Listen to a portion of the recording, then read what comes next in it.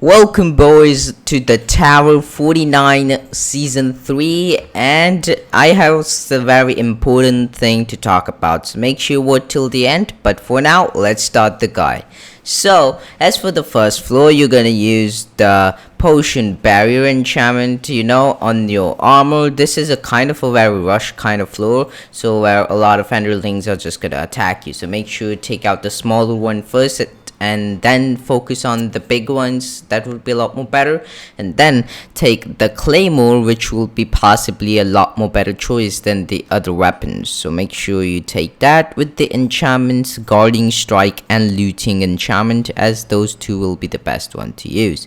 So this floor is pretty much easy. Once you take out the shulker, you need to activate your potion barrier in case if you need. There is a supply, so make sure you get that first and then focus on other stuff. And then after all of the mobs are cleared out, then you're gonna get inside the pillar and start the ambush, and then take out the magnet cubes and the slimes, and you're gonna be alright. Then take the power shaker, which is gonna be a very great use of this entire artifact. So this floor is also very simple. I don't think I need to tell you much about this floor, because this is just a very simple one. Once you clear this floor, take the enchantment point and make your way to the next floor. Keep upgrading the enchantments you have already gotten on your gears, which is going to be helpful. And this one is also very easy and simple one, nothing that much complicated.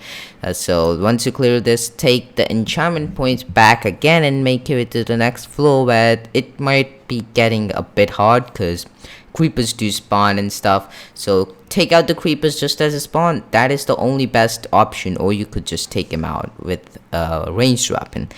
Then take the swift striker, which will be very great to use just by the fact you're gonna use the thundering artifact synergy and the freezing enchantment.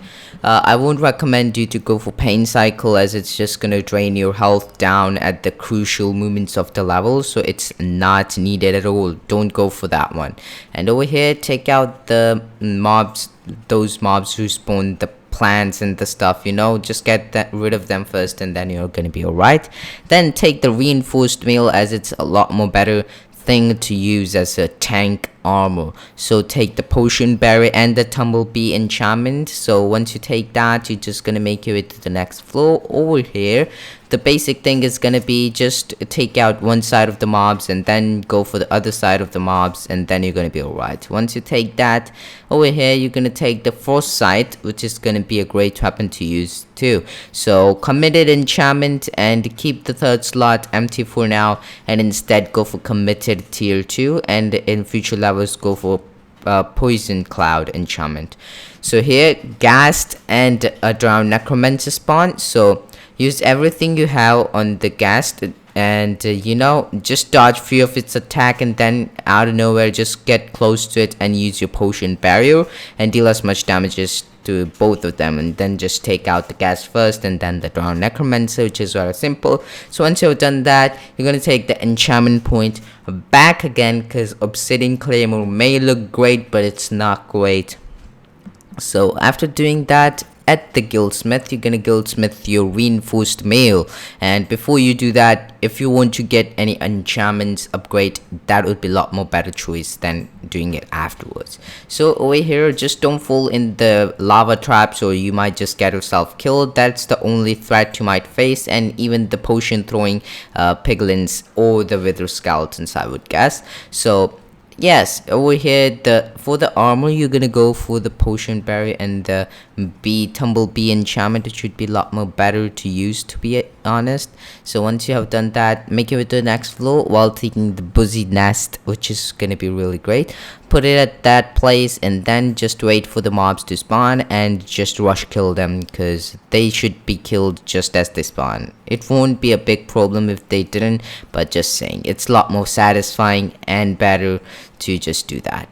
Just as they spawn, just get rid of them instantly. Nothing feels more better than that. So once that's over, take the harvester as your third final artifact, which you're going to use in this entire tower. Use your bee nest at that place just as a distraction, and get rid of the mobs which you can by using the power shaker and harvester if you want to use it, and then make your way to the next floor while taking the master's katana, which is going to be a great weapon. And I really love this katana just by the fact it's so good.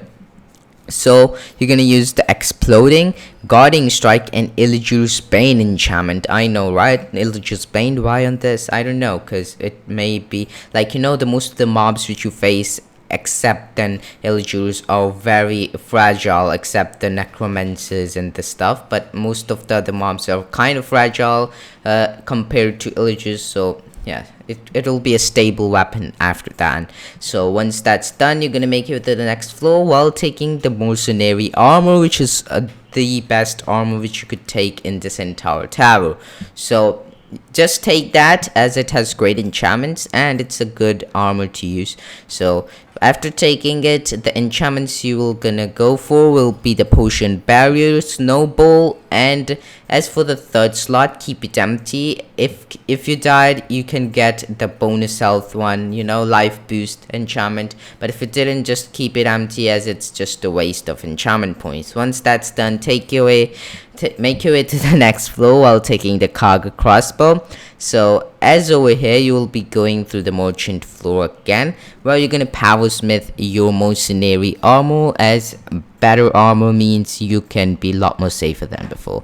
So levitation shot, then piercing, and few shots are gonna be the enchantments you're gonna go for, and then make it to the next floor where you're gonna face a lot of powerful mobs. Like, I know the Busy Nest is gonna be the main tank source for you, and then take out the slimes and stuff, and then use your power shaker and harvester. It's kind of easy to just take them out. Same thing with the next floor, to be honest. Like, you can use your crossbow too. It deals a lot of damage, so you could just take out those mobs like so. Take the enchantment point and make your way to the next floor, which is gonna be very much easy than the others, as it's the ancient garden. You just need to use the the Busy Nest you have, bee nest you have as a tank source, and when it goes not attacking, you can just use your harvester and the power shaker, everything you have. It's very simple. You just keep switching your plays and stuff. It's very easy to defeat this guy at this point. So once that's done, you're gonna make it to the next floor while taking the double axe, as it has such a great amount of enchantments. Go for 3-tier void strike and a 3-tier critical hit in further floors, and keep the pain cycle empty right now, because we do not need pain cycle at this point, as it's already powerful enough to just use this weapon. So do not change your do not use any other enchantments than so, and take the enchantment point back again. Make your way to the merchant floor, where you're gonna power unique smith your mercenary armor to grenade armor, which is also a better version to use. This floor is very easy, to be honest, as there's nothing that much hard over here. There are just a lot of mobs spawning at different directions and stuff. It's basically a waste of time putting this in the tower, but whatever. Then take the enchantment point, make it with the next floor, get rid of the wards, and take care of the traps. Those could be deadly if you just mistake yourself even once. Then take the enchantment floor over here, enchantment point, and make it to the next floor. That's what I meant. And over here, taking out the illegal guards with no problem. Just play aggressive over here, okay? In case if you get low on health, you have the potion bearer enchantment, so just activate it when you need it. And once that's done, you're gonna make it to the next floor, where you're gonna take the lightning rod in replacement of the Busy Nest or the bee nest, and to take out the clumps of those illegal guards, use the lightning rod, which is gonna be great, and then these mobs can just be taken out very easily. And at this floor, for some odd reason, I wanted to make it harder, so I gone for critical hit tier 3 and got myself pain cycle. But do not go for the pain cycle just yet, I would say, because it will make your game harder more than easier. So yeah, Basically you're in so much powerful at this point, so just play aggressive. I would say take out the enchanters just as a spawn so they don't make your game terrible and a very unpleasant experience. Over here the same thing goes on. Just get rid of the creepers and the geomancers, then focus on the enchanters. You could just do this again and again. It's very easily and simply done at these floors, but I died over here because I got stuck in a spider web, which turned out very bad for me. So this time I dodged that spider web, and this time I took out everything else with no big of a problem. So use your artifacts in case if you need it, and then take the enchantment point and make it to the final floor where we are gonna fight the jungle abomination. So make sure you have enough souls, at least over 50% of the soul bar, because we will need it over here. So jungle abomination, get rid of the mobs which it spawns around itself at the starting. Take those mobs out, then pinch it with the crossbow of yours and attack with melee when you think he's not gonna be attacking you, or you could just dodge its attack, you know, the melee attack which deals insane amount of poison damage. So make sure you take care of that, play cautiously, and you're gonna be alright. And just like so, you have cleared this entire tower guide. So if you found this helpful, make sure that subscribe button with notifications on, because it takes a lot of effort into making these videos.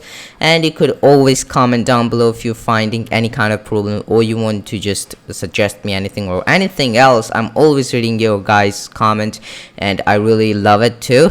So now let's talk about the serious thing. As you might all know that Minecraft Dungeons will no longer receive any update, so I was thinking that the tower will be going on forever as an infinite loop unless they come back, but I don't think they will because it's just over at this point.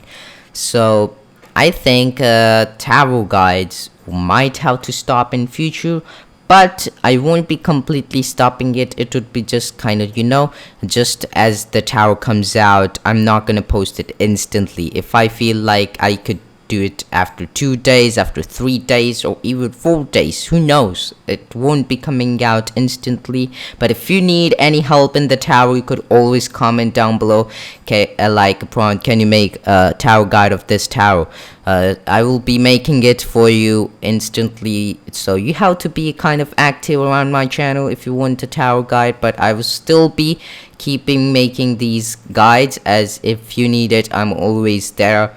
So yeah, I really do not know if investing in this tower guides is a great thing for the channel, so I'm just gonna focus on other things in Minecraft Dungeons I really wanted to do. So it will be less Minecraft Dungeons uploads than usual, but it would be a lot more fun than before instead of the guides. I have a lot of plans coming up sooner or later, so make sure you stay tuned for that. And that is me, Prahant, signing out of this video, and make sure you check this video out. I know you will enjoy it.